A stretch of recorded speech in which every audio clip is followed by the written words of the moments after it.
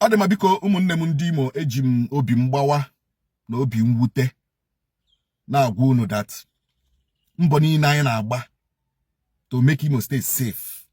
Some people na-ekponye aja na agari. Na-ekponyere anyị aja na agari. In all our efforts, especially n'ihe gbasara ndị one chance na ndị organ harvesters in that. I will give you a voice note. A voice note from a council. Somebody gidie onye organ harvester egidere pam confess re ya onye organ harvester egidere poga ya civil defense poga ya na civil defense, you know, civil defense enwe the gut to release that person. Civil defense commandant Imo State enwe the gut he release that person. He release onye organ harvester Johnny ya confess ya egidere pakam Imo State here. Let me play the voice. I told me you want a whim because where you work here. Where you work here. Let me play the voice note first.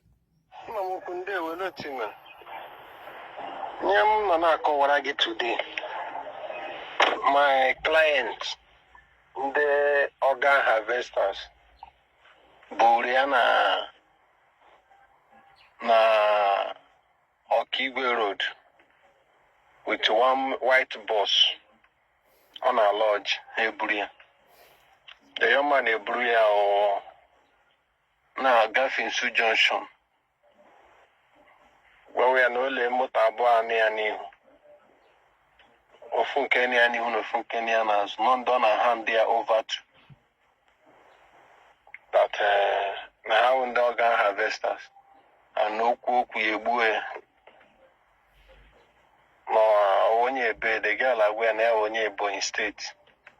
Or do a burn Ebonyi State here. Assembly now onye Ebonyi State. Okay, bully 1 year wine. I am no noga ton or buachi bo buteria. So also the motor run a boga huko oja. Back to town. The vehicle can near Nazar ton. Boy and a phone, say, let help hope a ton. Or go on and banankia a son, I can 1 year when Oga a quick habue. So now, I have power. Or say, I don't worry. Or what again, Emily and Yaga be a barrier so that for Bola the people. The guys say, Boria, why way more. Around 9, Mona Bari there after 10, yeah, Boreagawa, Lewanye Burud. A beside the tiger, Borea Babaga, somewhere they don't live. A bit more. Nareba, Boo of table, Toy, no Yipakwe. The galley Yipakwe. Yeah, repoya many times, up to 3 times. Repucha, Simon Abamoto called Pop Tianos. So, yeah, who they got pop their side, the Kenny Bunania Mafunia, and in here, Manacha, my charger, move. The guys after 1 week, yeah, Bachi, Namoto, who that white, the same white boss.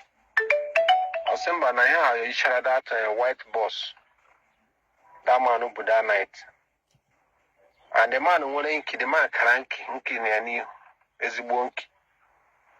So we all watch the man apota na the motor run again. My yaho nki tease no the man. Man na civil defense. Ya one man, no another man no report. Another child here. Man on the civil defense of Abia. Made the young man arrest. Bogiana civil defense. As in a civil defense, they can quick at no warrior. And the funny thing, the charger they get Labra any memota. They made that white boss. How many chargers, many perfume wine, a lot of things I only made the motor. So the way the civil defense engineer handle the matter, you get joy. So one day they laid a day petition to state CID, to Commissioner of Police, and the Commissioner of Police may approve. So how could you wali have a shereko Abia transfer the matter to from Tiger Base? So how was there no chicken Abia? They brew the fire. The same evening, Made Gialagabwa Ogaya. See, Oga Mata, I like notation, Megan Emerald Nachi, and the only daily petition, the police take over from Tiger Base. The man has seen Sobana. The same night, the man in order, I might get on the man. Was on the beggar for the man since. The same night, in order, I release the man.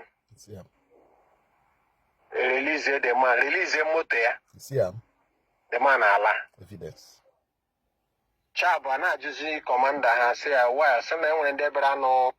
Ya release you and mobile actually the young man na ya boda which hammer no wa shoga boda on na hizbu ego ha Odema akuda hana mkpuni na ime Imo State against the organ harvesters. Commandant Civil Defence Imo State here anana ego release here onye organ harvester ejide evidence to prove charge that girl ahụ ya n'ime moto this organ harvester and other chargers and other perfumes from Abia. Did you go to Henda Megan Imo State? Commandant is Civil Defense again. Noro and Yaro here. Don't so kwa na Jesus we kuinyo. Not even on so kwa. But they cannot do their work. We are following this thing up. We'll be here. We'll follow it up to the logical conclusion. You know that Commandant Imo Civil Defense Ozorola Shapala